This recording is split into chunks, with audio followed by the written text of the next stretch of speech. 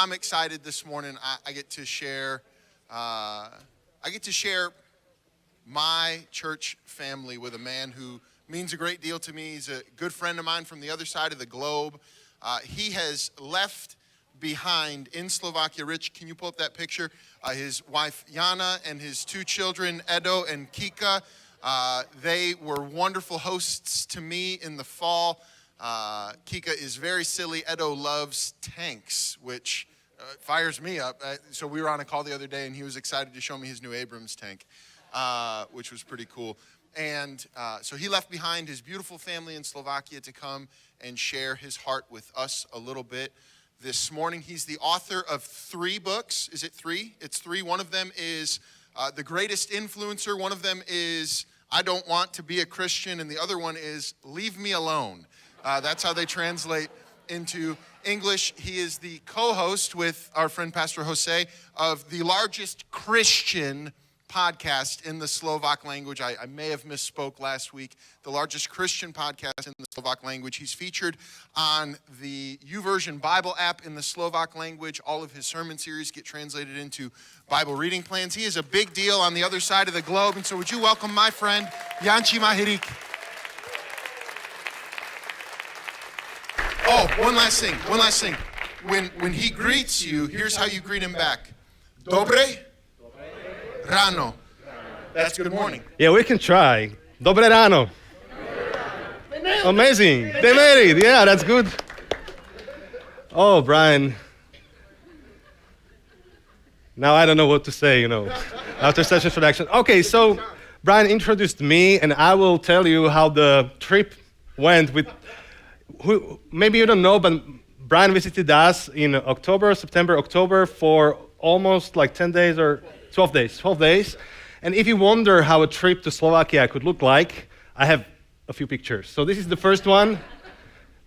So that's the castle, and Brian just conquered the castle, conquered the castle. And as I look at the picture, I realized I should work out more and grow a beard. That's some medieval warrior. Brian is bigger than him, so that's what we've seen. Okay, another picture would be, do we have the food picture as well? Is it somewhere? So, I wanted to give Brian the best food we have, and so I took him to burgers I love. And after 3 days, Brian told me, well, actually, we have burgers at home. Well, let's try something local. So I'm not sure which local food did you really enjoy. Halušky. Okay. So not everyone likes halušky. It's a special food made out of sheep cheese. And one friend from Great Britain, when he visited Slovakia, he said, it smells like old socks. But Brian loves it, so that's a good one. So we had a lot of fun. There are many more pictures I could show, but there are 2 I will show. The previous picture with the previous, yeah. So on the picture, right next to Brian, it's my wife. She's a high school teacher. She teaches at a sports high school. So the students in the room are going to become professional sport players. Some of them even represent Slovakia in ice hockey and all kinds of sports. And Brian did a really good job visiting that school. He had a couple of sessions like this. He was sharing his personal story, how sports is a good part of life, but it can't be your identity, actually. There's something else, much deeper, much more important. That's the identity. And he gave them good questions. Or one question, like, whom you will become once you play your I think you did an amazing job, and he really served the school well. But also, that's the last picture. That's Brian preaching for our church at the church retreat, the church weekend retreat.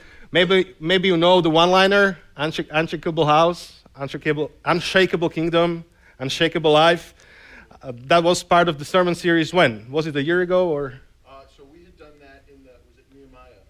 When we did the Nehemiah. Yeah. And that's sticked with us. So from time to time, some people come to me and they say, oh, it's unshakable. So you really did a good job. And you know how good Pastor Brian is, how well he preaches. But the most important part to me, while he was visiting us, is that he has heart of a shepherd. And what I tried to do is to make him meet as many people as possible, all kinds of our leaders, and every single leader was truly blessed by the meeting. People were encouraged, people were blessed. So I think a really lucky church to have Brian as your pastor, and yeah, really, really good. And it's a privilege. Amen. And I'm privileged to be here and share. And one more thing before I dig into the sermon is that this sermon series is about church. Noah was sharing about believing and that the Christ is the center of the church. He is the reason we are here. And I think he did an amazing job with the sermon. I listened to all the sermons, so he did an amazing job with the sermon. And also Brian preached about how the love we get from God is the love we share with our neighbors.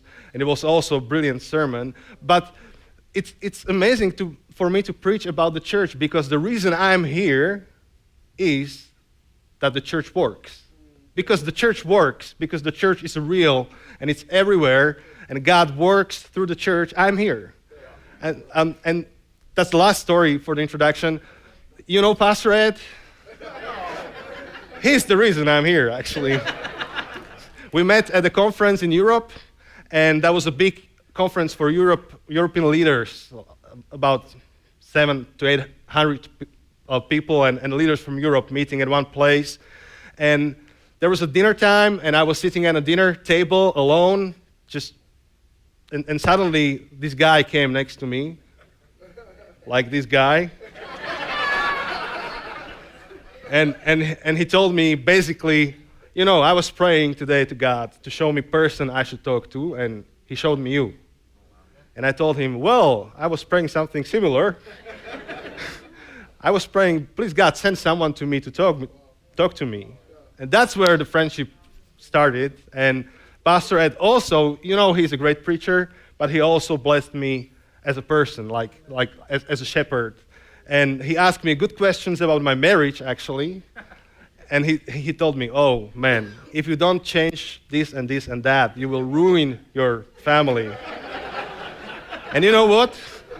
My wife loves Pastor Ed.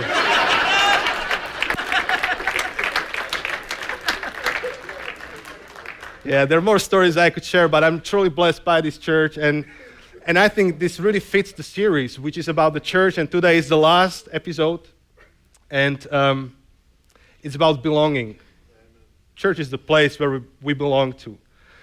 And this happened maybe 4 or 5 years ago. I was traveling to eastern part of our country by train. I was going to speak at an event that is similar to TED Talks, where you present a short message. It was a secular event.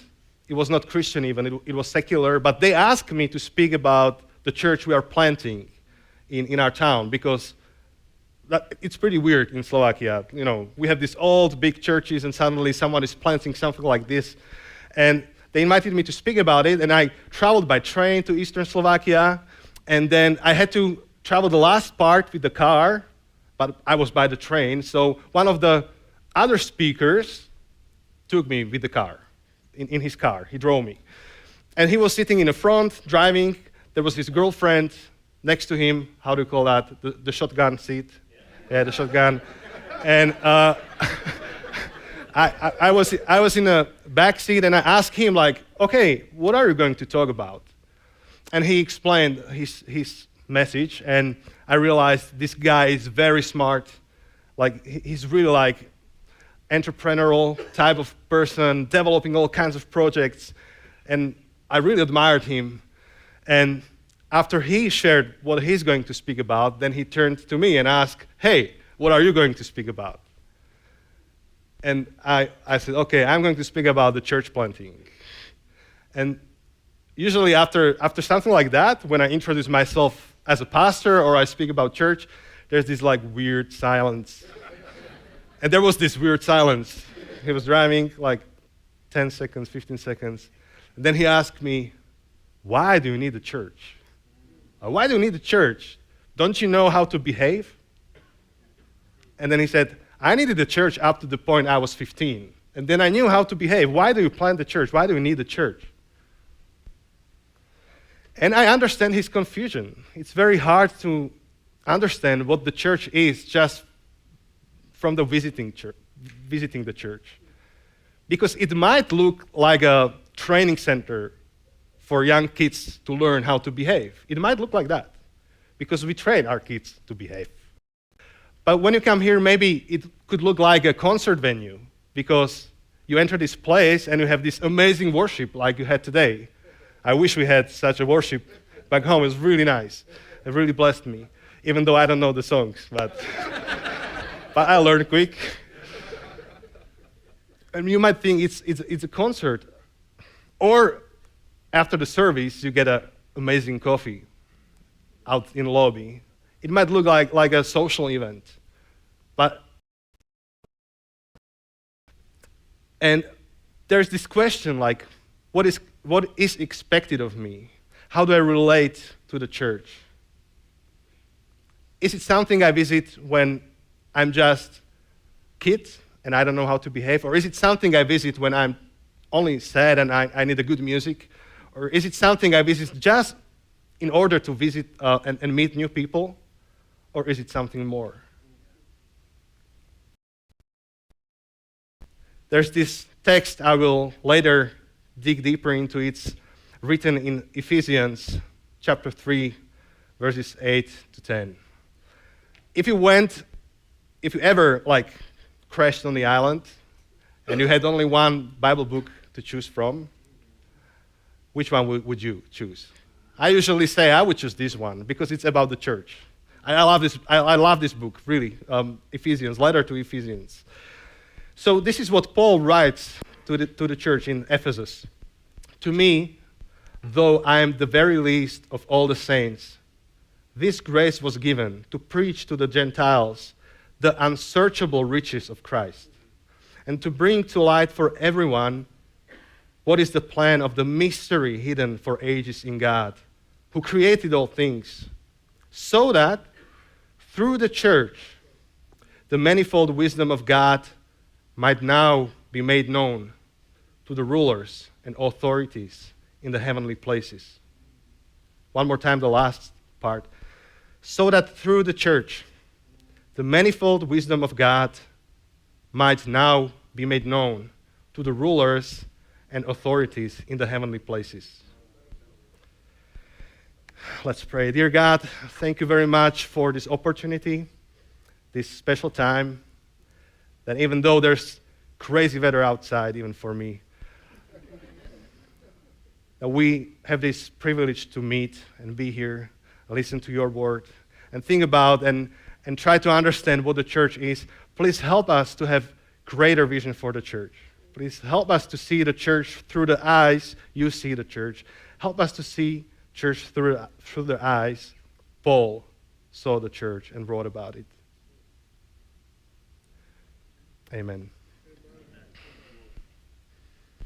So this really will be the core message today. But before I get to that, there's a little context I would like to show you. There's this little thin line going throughout the ages and throughout the globe and the cultures, which has one very strong message. And this message was expressed by one of really old pastors in Slovakia. And this is what he said. Life is about relationships. The rest is details. That's what he said. That was his life message. He's with the Lord now, but this was his life message. The life is about relationships, and the rest is details. Maybe you remember or recall last Sunday, Pastor Brian was showing the Maslow's hierarchy of needs. I think we can put it on the screen, that these are the things that we as people need. This is how we are created. This is how God created us, and we need those things, going from the bottom to top. If you don't have the bottom needs, you're not really interested in the upper ones. And belonging is one of the core needs we have, to belong somewhere, to be part of meaningful network of relationships. And these are the bites I would like to show you from the culture, how our culture understands this, even though they are not maybe part of the church, but they understand the value of relationship. Mark Zuckerberg, he was the owner of Facebook, or founder of Facebook. He was speaking here in Chicago, actually, at the event, not that far, like a long time ago. And he was sharing his plans with Facebook. You know how the title of the article went? This is how the article was titled. Facebook can play a role that churches and Little League once filled. Well, I mean, he understands how important the relationships are, and he's explaining how he wants to connect the world through his platform. And I quote, "If we can do this, it will not only turn around the whole decline in the community membership we are seeing for decades, it will start to strengthen our social fabric and bring the world closer together." He understands this. The world needs to get closer together. The social fabric needs to be strengthened. Okay, I don't know how much you like or hate Starbucks, but this is what... but somebody prefers Dunkin' Donuts, I know. But this is from their website or something. When you work at Starbucks, you can make someone's day by creating an environment where neighbors and friends can meet and make new connections while enjoying great coffee. Businesses understand that we are driven by relationships. We need them. That's how we are made. That's how we are designed. Okay, it's now, but even thousands of years ago, and I don't know how to pronounce this, Aristotle, okay? Yeah, he said man is by nature a social animal. That's what he observed. Something similar was said by Dalai Lama. It's Far East, and Dalai Lama said, we human beings are social beings. We come into the world as the result of others' actions. We survive here in dependence on others.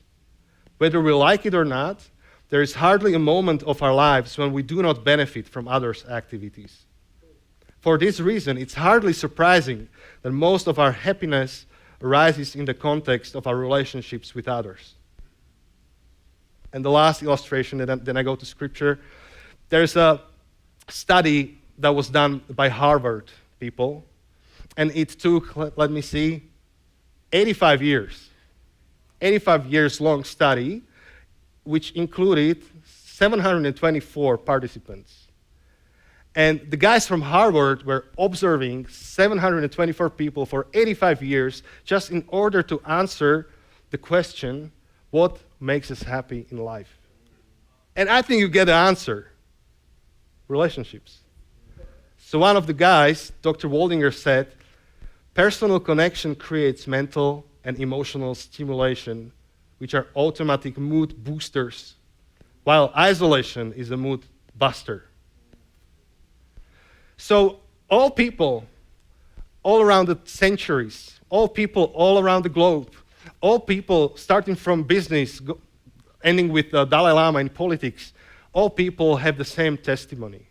We are designed as a people who need relationships. That's how we are made. That's how we are designed. And when we open Bible, and maybe I can borrow one, English. Thank you. Oh, thank you so much, Brian. So at the beginning, when we open the Holy Bible, we see God designing the world. We see God creating the world. It's the very first thing we see in the Bible, and we can put it on a screen. And God, as He creates the world, He has these moments when He looks back and He taps Himself on the shoulder and He says, "Oh, that's good stuff. I'm a good God." So God created moon and the stars and the water and fruit and vegetables and animals and He created everything. And from time to time, He stopped and He looked back and He saw that it was good. and it was good, and it was good, and it was good. At one point, he says, oh, it's not good. So, you know which point it is? Yeah, Adam was alone. So that's another verse. It's not good that the man should be alone. It's not good that man should be alone. And the interesting thing is that Adam is actually not alone. He's there with God. And I find this crazy that even though Adam is in a world together with God, who is Almighty God, who is the definition of love, who himself is love, he's understood by this God, loved by this God, known intimately by this God, works with this God. Still, God says it's not good for this guy, for this human to be alone. You know, sometimes when we feel alone, the pastoral advice is, well, you have this hole in your heart shaped in the shape of God, and only God can fill it. That's very true. But the John Ortberg, that's American author, he said, but apparently, according to the writer of Genesis, God creates inside this man a kind of a human-shaped void that God himself will not fill. No substitute will fill this need in you for human relationship.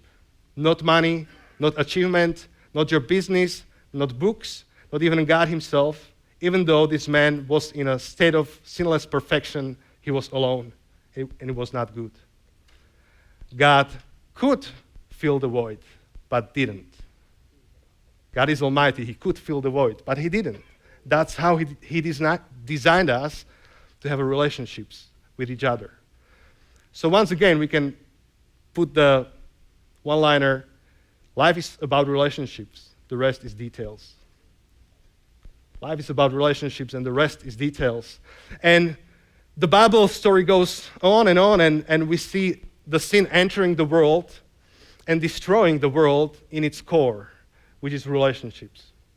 The relationship between people and God is destroyed, and people rebel against God, but it results in relationships between people being destroyed. And a lot of suffering comes into the world through this destruction of relationships. Just a few chapters later, we see Cain killing his own brother. And we see suffering upon suffering upon suffering upon suffering, where people hurt people. And there's this big question, who will solve this? How this can be solved?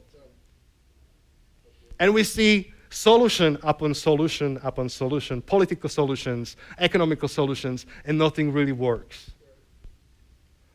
I come from a country where we had this big experiment. For 40 years, we were part of the communist system. Did it work? Partially, not really. Now we are part of the capitalist system. We changed. Does it work? Partially, not really. Actually, Slovakia was always part of another empire going through the country. We were somewhere in the middle of Europe. Somebody from the east came, conquered over us. Then somebody from the west came, conquered over us. We were part of so many systems in history. It always worked a little bit, but not really. And all Bible testifies to the single fact that our relationships are very broken. And I think we understand this because most of the problems we have in life, we can trace back to our names. Most of the problems we have in our lives are connected somehow to another people. It traces back to names. When I think about my faith, how it developed, it's connected to the name. If I think about the way I'm dealing with my family and leading my family, it's connected to the names in my past, good and bad.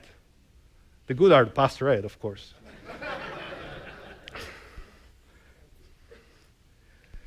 And we're not good in relationships as a society. In Slovakia, in past 3-4 years, we had 3 major events that really knocked hard into our country as a society. That was the COVID situation. I think We can relate to that. And man, it was tough in Slovakia. Especially in our country, government has stronger authority. That was really, really hard time. People turned against each other. It was really, really, really tough time. Then the Ukraine war in Ukraine. It's right next to us. If you're aware that Russia invaded Ukraine 2 years ago, it's next to us. We had millions of refugees coming from Ukraine through Poland, Slovakia, Hungary, and it's not just something that happens in Ukraine, but we get polarized. We have opinions about this. Some people think Ukrainians did wrong. Some people think Russians did wrong. That's a conflict. And then we had elections, and you understand this well, because we will have one this year. I pray for you, really. I mean, it's really, we didn't have such rough elections since I was born. We didn't have such rough elections as we did last year. It's getting polarized. Like everything, every single conversation we have is almost toxic about politics. It's really bad. Even right now in Slovakia, we have those protests in city squares every week almost. Thousands of people meet and protest against the government. Like, we didn't have that before. So we understand that the relationships are inherently broken. And maybe not always in such a big, obvious ways. Sometimes it's very subtle, very, very small. There's this cultural commentator called Richard Sennett, and he said that the departure hall is the main architectural emblem of contemporary life, where there's many people, like in the airport, a lot of people together, but alone at the same time.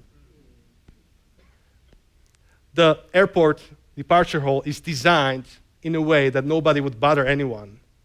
Thousands of people at the same place, but nobody should bother anyone.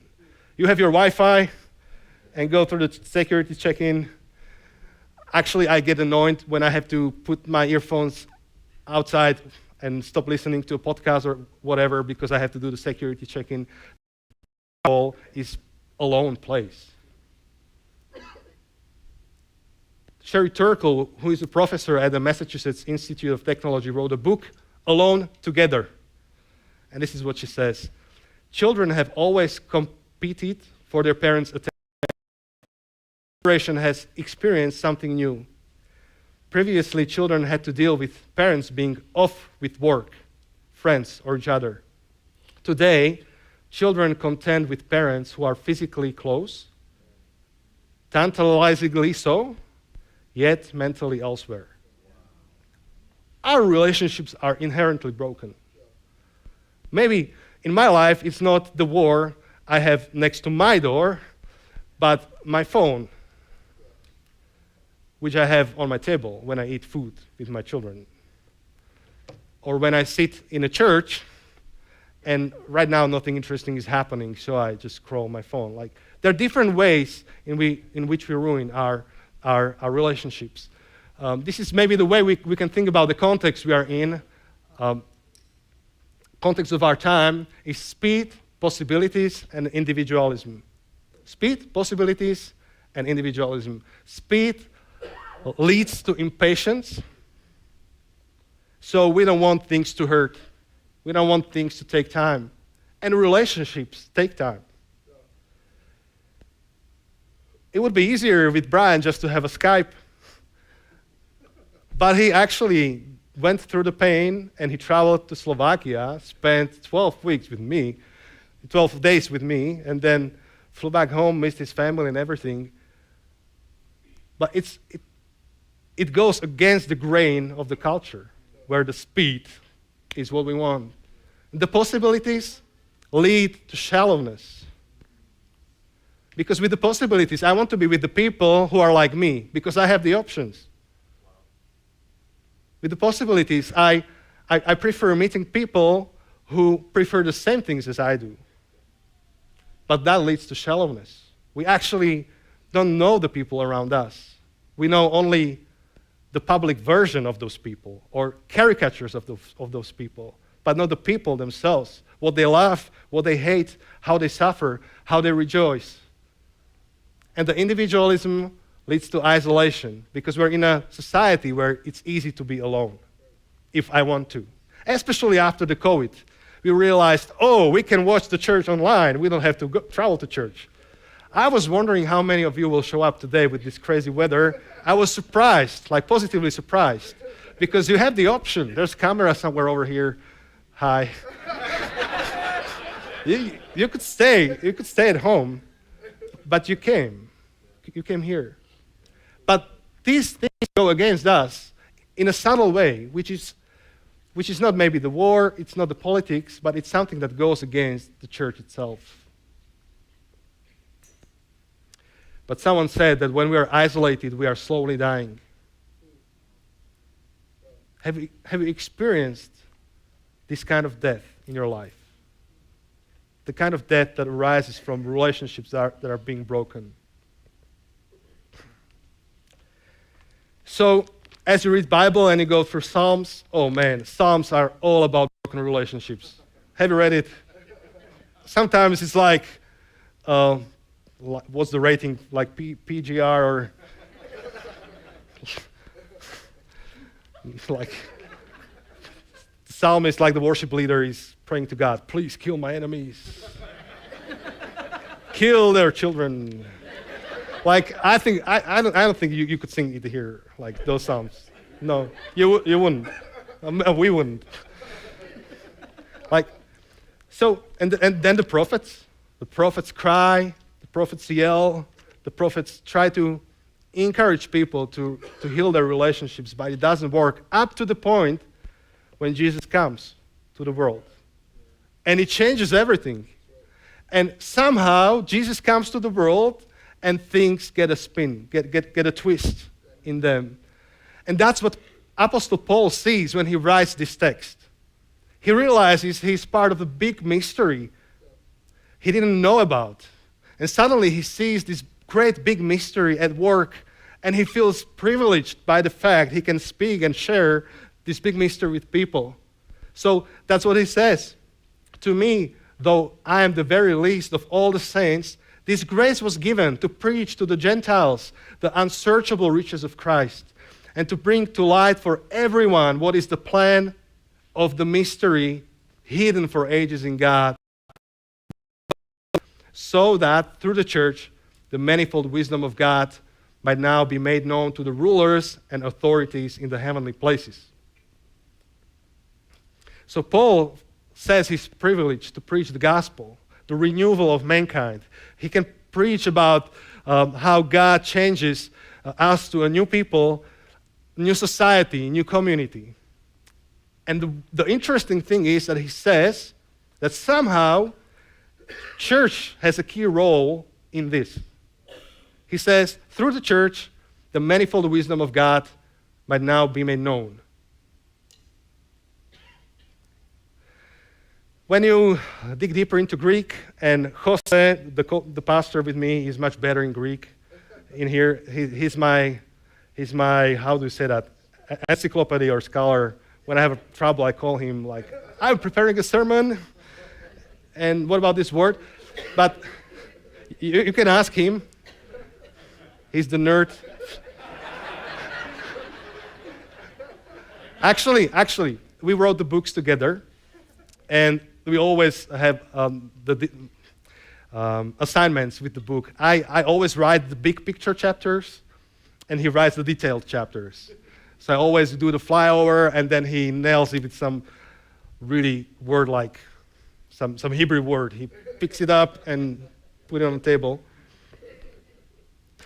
The one way to translate the phrase manifold wisdom of God is multicolored wisdom of God. Wisdom of many colors. Wisdom of variety. And this word is not chosen by accident, but it describes the church. And he says, when you look at the church and you see the diversity of church, the many colors of the church, many varieties of the church, you must admire God. You must see God in that, because it's impossible to have church like that. And it's interesting because he doesn't say, oh, when people will see the buildings built by the church, then they will admire God. Although that might be true. Sometimes we can see the greatness of God in the way we do art, architecture. But that's not what Paul says. He doesn't say, oh, people will come to your programs and they will be absolutely amazed by your programs and they will see the wisdom of God in your programs. No, Paul brings that to relationships. People will enter the church, people who understand the importance of relationships and they see the brokenness of relationships, and they will see something else in the church happening with the relationships, then they will see the wisdom of God. This is what Philip Yancey wrote. Again, American. You see, we read a lot of your authors because there's only 2 guys writing in Slovak.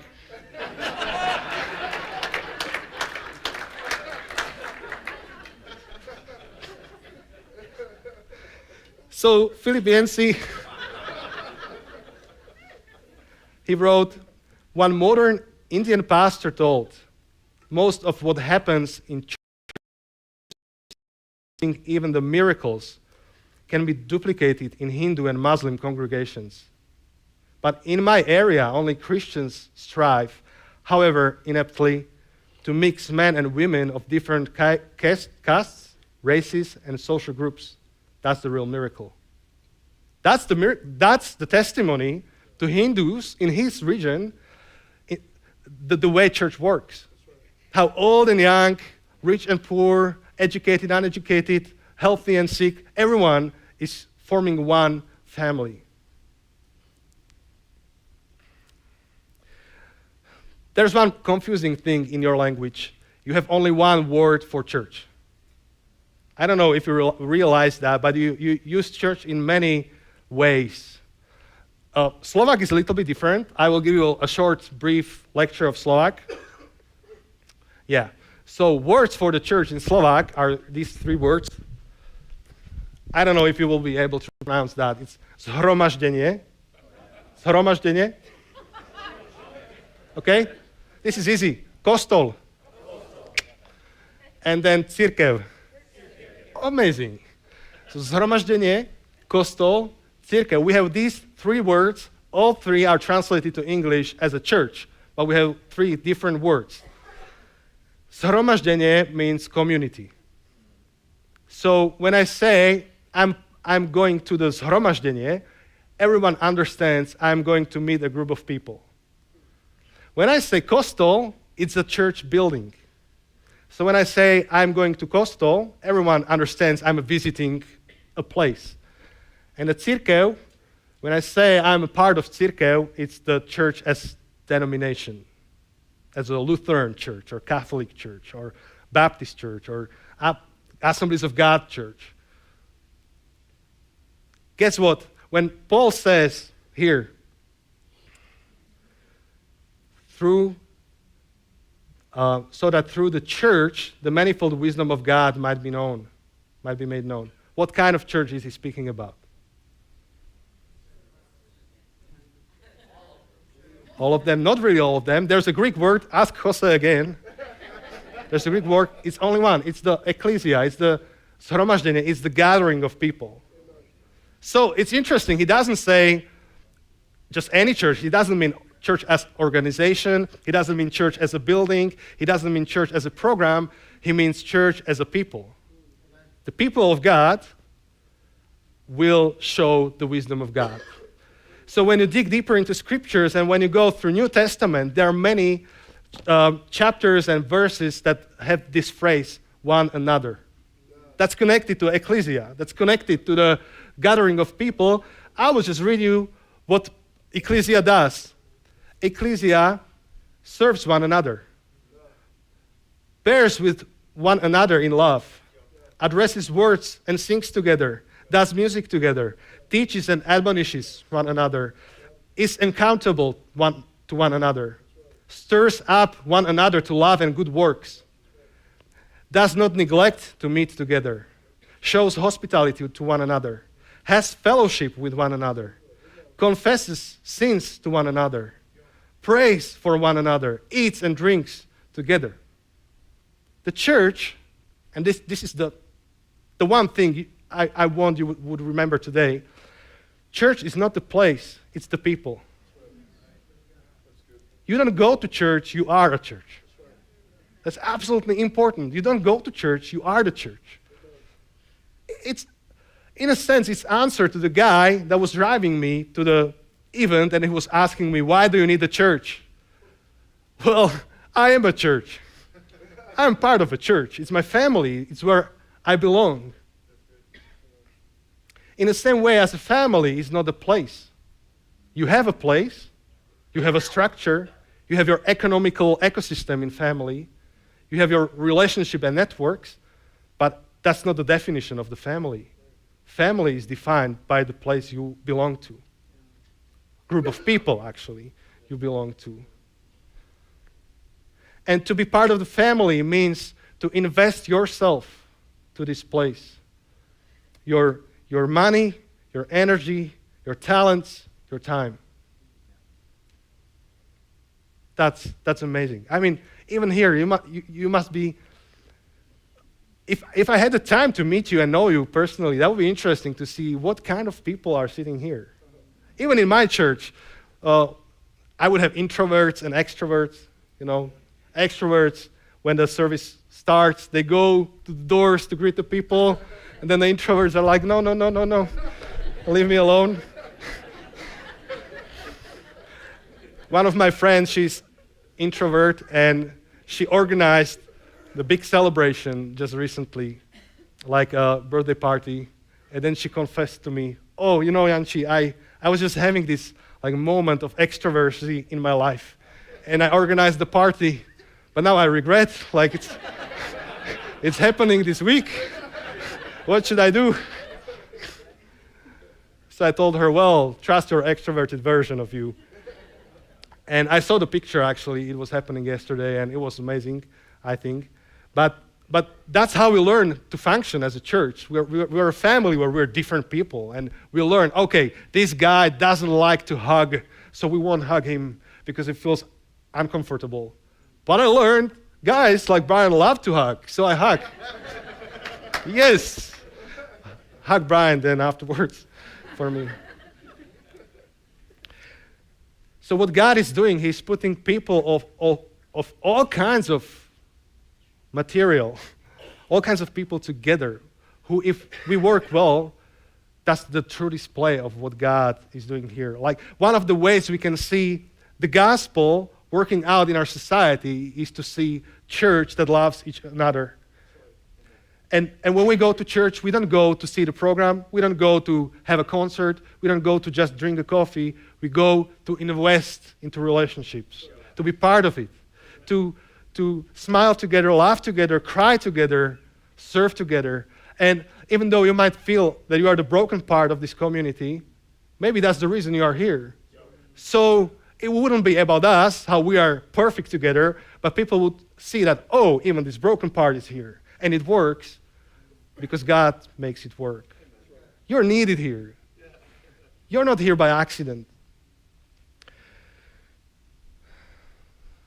There's this last thing I would like to share and then wrap it up. I don't know if you're aware of this picture. Maybe we can show it. You know this picture? You know it well? It's Leonardo da Vinci's Last Supper. And what struck me is, you know what kind of guys are sitting with Jesus there? Just to make it clear that Jesus is in the middle. And these are the apostles, Jesus' apostles. And this should be the Matthew. And this should be the Simon. And when we read about Jesus calling his apostles to follow him and join him, there are the names written in Matthew 10. Simon, who is called Peter, Andrew, his mother, etc. But there are two names that are connected with description of the names. It's Matthew, the tax collector, and the Simon, the zealot. These guys are here having conversation.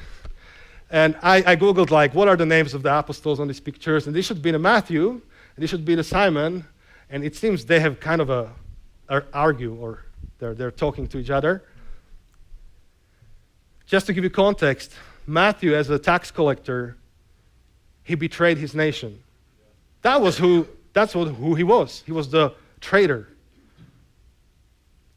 We can imagine when Jesus called Matthew to join him that the disciples didn't want to talk to Matthew, really.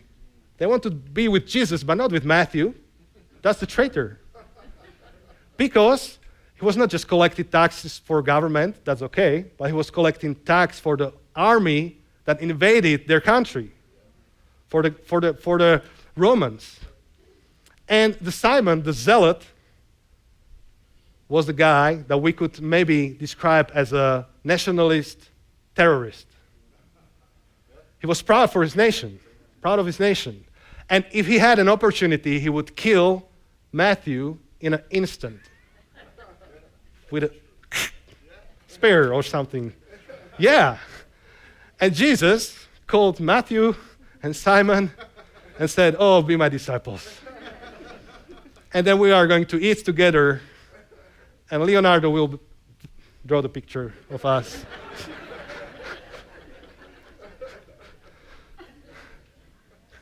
Oh, man. Just before Jesus departed, this was the prayer he prayed to his Father. It's called the high priestly prayer. I'm not going to read the whole prayer, just part of it. And this is what Jesus asks his Father. "I do not ask for this only, but also for those who will believe in me through their word." It's us. "That they may all be one, just as you, Father, are in me, and I in you.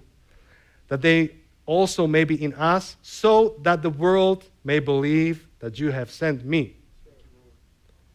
It's only if people like that are sitting at one table and not killing each other that the world actually sees Jesus in a picture. Because if Jesus wasn't there, they would kill each other. But because Jesus is there, they can have a decent food together. And Jesus prays not only for these guys, but for us as well. That we would be one, and the world could look at us, how we belong together, and see the God who sent Jesus.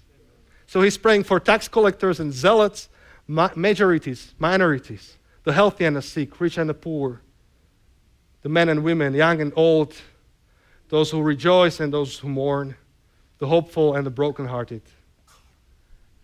And the only explanation for such a diverse community to work together is the guy in the middle of the picture. Him, Jesus. Which brings us back to Noah's message. It's about him. But in him we belong together.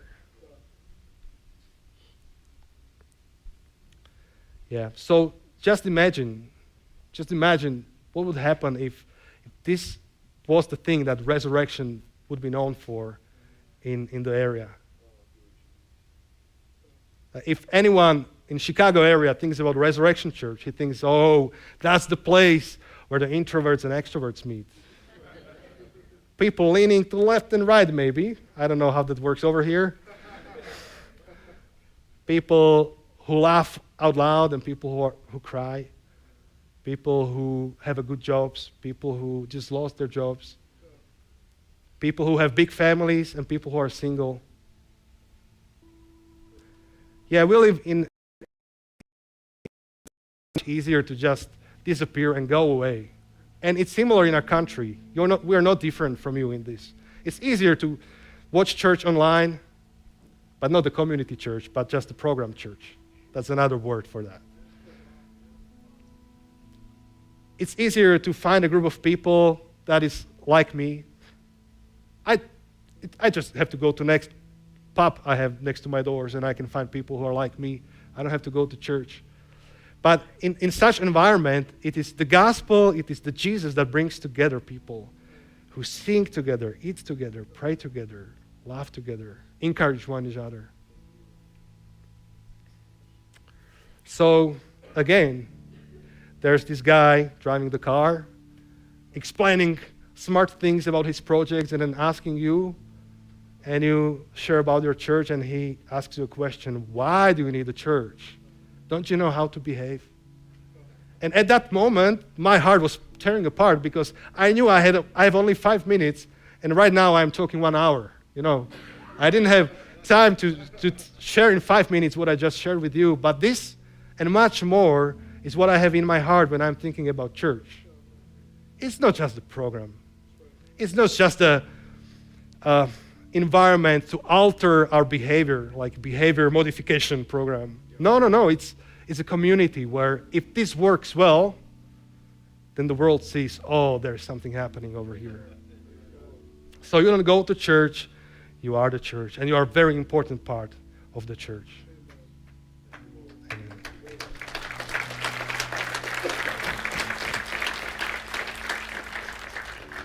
Dear God, thank you very much for the church.